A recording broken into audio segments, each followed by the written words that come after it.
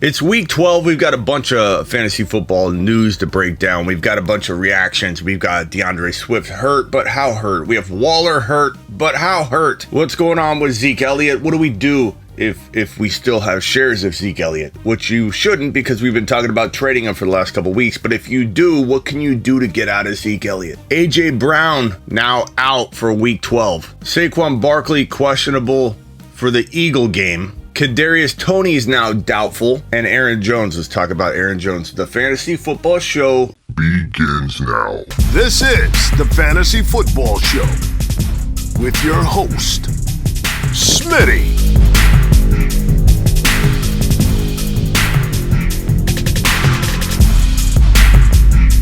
Top 5 running back. You're watching the Fantasy Football Show. I'm Smitty.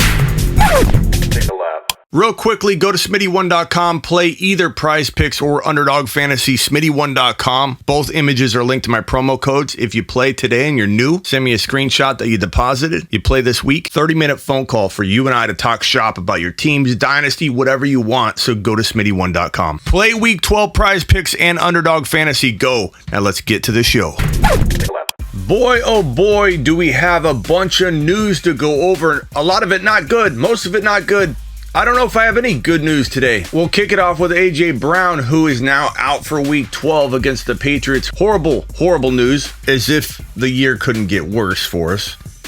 I'm sure it can. I love A.J. Brown. I feel like I found A.J. Brown. I don't know how I feel about A.J. Brown moving forward. I really, really don't. Whether it's the knee, now the chest, the offense having no other weapon but him, so he's easy to focus on from a defensive perspective, from a game plan perspective. And this late in the game, entering week 12, I don't know that we can trade him away high at all. So if you own him, it's unfortunately going to be a roller coaster up and down ride the rest of the way. Hopefully he gets back in week 13. Strike that week 14, because in week 13, the Titans have a bye. The Packers are on a bye in week 13. The Browns, the Panthers. Make sure you know about that. Make sure you look at potentially selling high with some of these guys. Like maybe you love Aaron Rodgers. Maybe you love Davante Adams, but maybe you can get rid of one of these guys and get that extra game, which could help you make the playoffs. It could be the difference between you not making the playoffs and holding on to a Davante Adams, or selling high on Davante Adams, getting that extra game, winning your playoffs. So explore trading guys that have a bye coming up. Even Christian McCaffrey, if you're struggling to make the playoffs because McCaffrey's been out all year, it's understandable. You might need to fill this void you're going to have in week 13 because McCaffrey will be on a bye. So entertain trades, but only sell high on McCaffrey, and I'll talk about the best ways to do that later in the show. And just so there's no confusion, these are the teams that are on a bye here in week 12. I didn't mean to bring up week 13. This current week that we're in, week 12, these are the two teams on a bye, the Cardinals and the Chiefs. So my point being, A.J. Brown's out this week. He's out next week because of these week 13 buys, which makes him a candidate too to trade away now, because if you own him currently right now and your trade deadline is approaching, let's say you can't even trade next week, your trade deadline is this week, you are now without A.J. Brown for 2 straight weeks. This week because he's out, next week because he's on a bye. What can you get for him? Can you get a McLaurin straight up? I'd take that. Can you get a Deontay Johnson straight up? I would take that. Trade him if you can. And don't think it can't be done, because there's a team out there that's got 8 wins, 9 wins. They might say, I'll wait on A.J. Brown. Give him to me.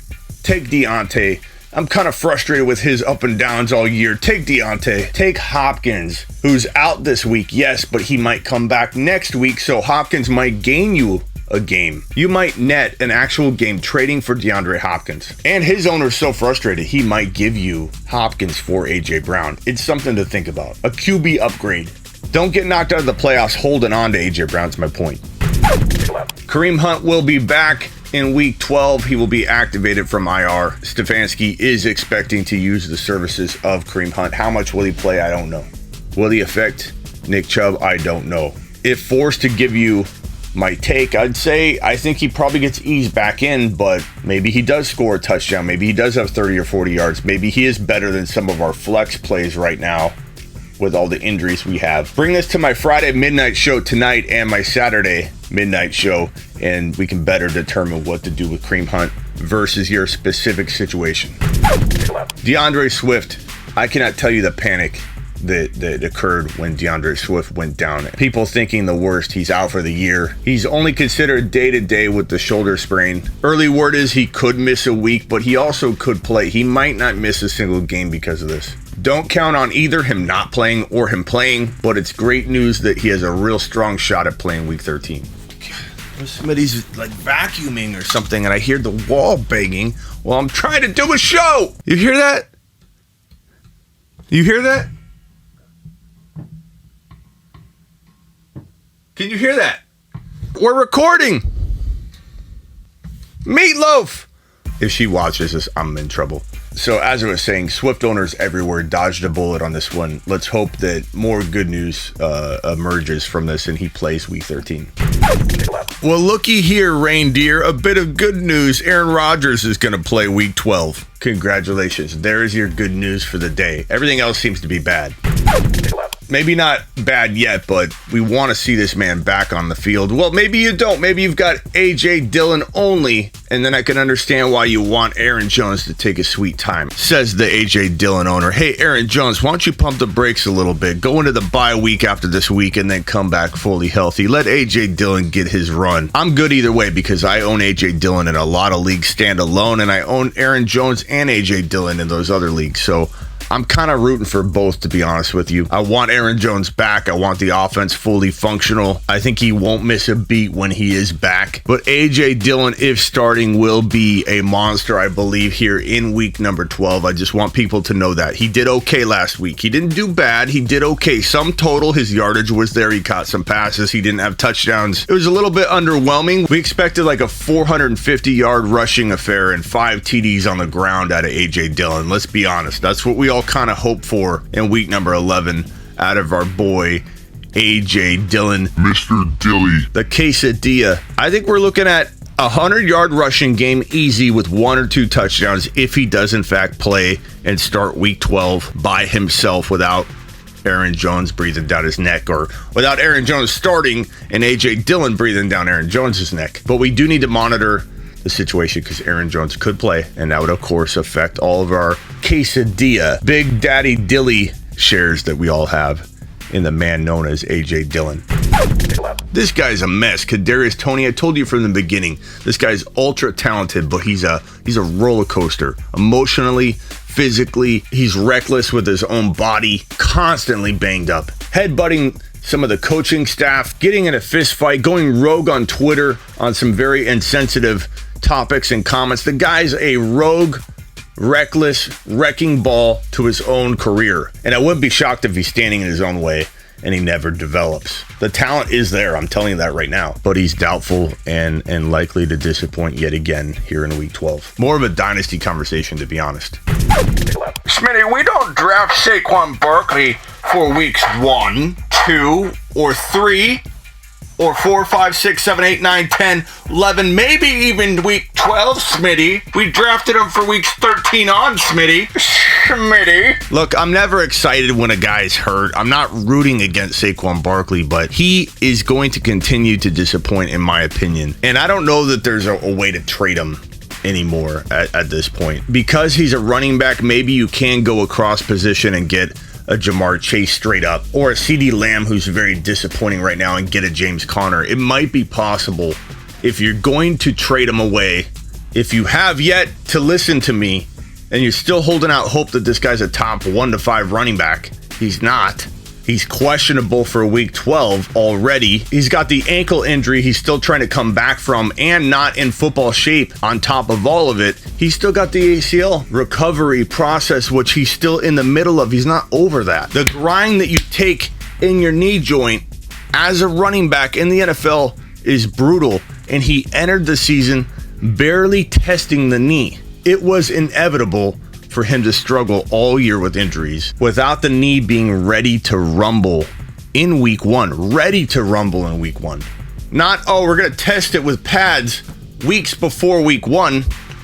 His knee couldn't possibly endure the beating and grind and pressure and swelling that it was going to undergo, and he's going to always miss practice, and it's going to be a mess. Sell dirt cheap? No. Sell across position? Yes. Get a Lamb and Connor? Yes. Get a Jamar Chase? Yes. Do I get out if I can safely like that? Yeah.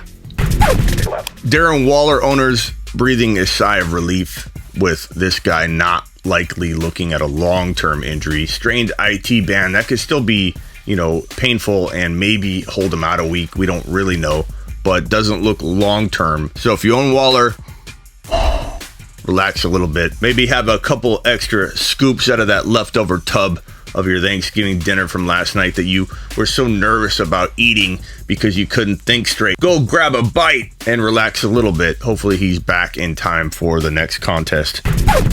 So I promised you a mini think tank on A.J. Brown, Barkley, and Christian McCaffrey. So we'll start off with A.J. Brown. What can you get for A.J. Brown? We kind of talked about this already, but the best scenario I can think of would be a McLaurin straight up, if you could even pull that off. I don't know that you could. Or a Hopkins, a DeAndre Hopkins, if you in fact believe, and I do, that there's a good chance that this guy could return to form after the bye week here in week 12. So you net a game because he's out this week and he's out the next week with a bye week.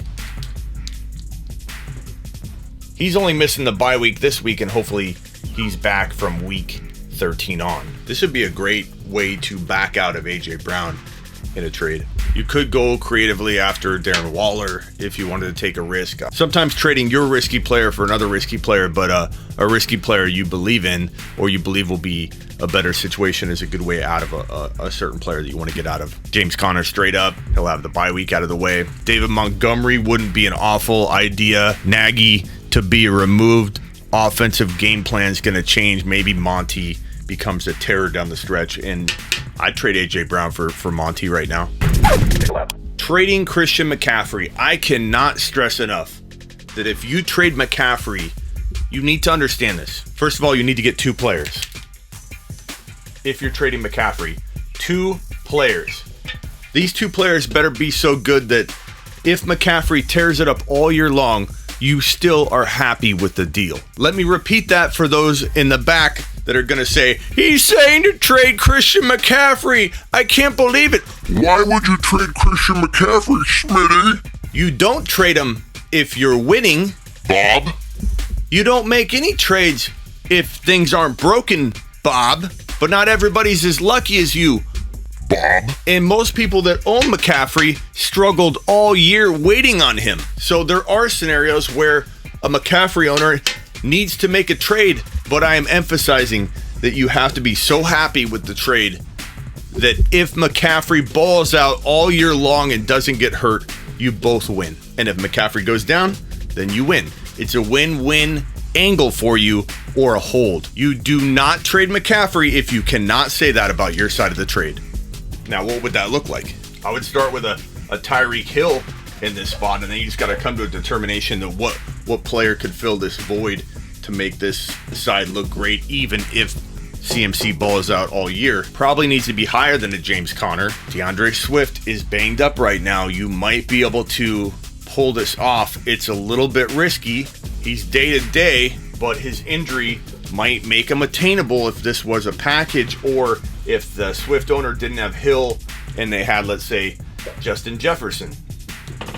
If they had Justin Jefferson and Swift, you could probably potentially pull us off. Now, is that enough? That's debatable. But some of it comes down to, can you even wait on McCaffrey during the bye week? McCaffrey has a bye. This deal would help you tremendously win an additional week. So there's a lot of factors involved. Let's go back to Tyreek Hill for a second. What other player could you add here? Let's say you're really hurting at quarterback. A lot of people that own Hill drafted Mahomes. People love that stack. Maybe the owner that has CMC has Jalen Hurts. Maybe they have another quarterback that they're like, oh my God, I got this guy. I can make this trade. Mahomes frustrates me. If you didn't have a quarterback, if you've been running Tannehill out there, some garbage quarterback rotation, this move wouldn't be the most awful move either. Another good way to approach this is to go after a guy like Najee Harris for Christian McCaffrey, and then that affords you an additional player to get for Christian McCaffrey, because this is obviously a downgrade from CMC to Najee. You could argue that it's not that big of a hit, but some will say it's a big enough hit to afford you a big wide receiver. Who can you get? Is DK enough? Potentially. I would potentially take this if I needed to make a change and I can't afford the bye week that is about to be dropped on me if I'm a CMC owner. If I need a win, if I'm not going to make the playoffs because I've been waiting on him all year and I can't afford his bye week and I can get this goodness, bye week already happened, it's a pretty big win. But it depends on your situation, Bob. I did already kind of touch on trading Barkley, but I am trading across position if I own Barkley. Maybe a Lamb plus a Connor might make some sense. And people are doubting Connor right now for good reason, but he's still a touchdown machine. He's still got a nice opportunity down the stretch here, and he's not the focal point of the trade, so if he doesn't work out, you still can succeed in the trade. But Lamb's super undervalued. People are so scared of Lamb right now. This would be the best way out. Go after CeeDee Lamb. That would be my number one way of getting rid of Barkley. Or McLaurin. Or Montgomery.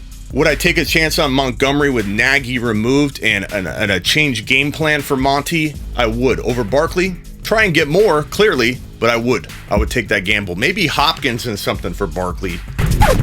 That concludes the baby think tank portion of the show.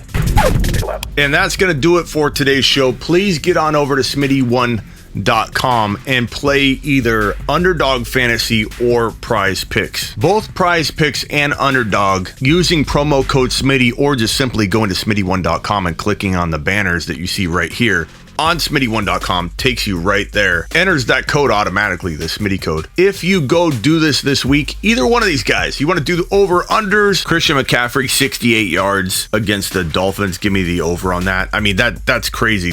I would do a ticket of 2 overs, multiplier. Najee, 68.5, CMC, 68.5. Those are my 2 recommends of the week on Prize Picks. Go play Prize Picks. If you do it, I'll give you a free phone call. 30 minutes this week. Anybody that does a Prize Picks entry, deposit and send me a screenshot, DM me on Instagram, show me the screenshot. Give you a 30-minute phone call with me this week only. And same thing goes for Underdog Fantasy. Go to Smitty1.com, click the Underdog Fantasy banner, link to my promo code, enter Smitty if you go on your own. Do a week 12 only fantasy football best ball contest through Underdog Fantasy. And again, same thing, 30-minute phone call if you order today. You're a new depositor to either one of these bad boys. Send me that screenshot on Instagram. On the gram, I will call you for 30 minutes and we'll talk shop. Get on it. All my content can be found at Smitty1.com, these 2 links, and also my tech service, my SleeperU.com. Anybody that gets a lifetime membership at SleeperU.com. Sleeper U like a university, you get a free 1-hour draft call in 2022 where you and I draft together during your draft. If you order any lifetime membership at SleeperU.com, get over there and do it. Now get out of here, you filthy animals. This is the Fantasy Football Show with your host, Smitty.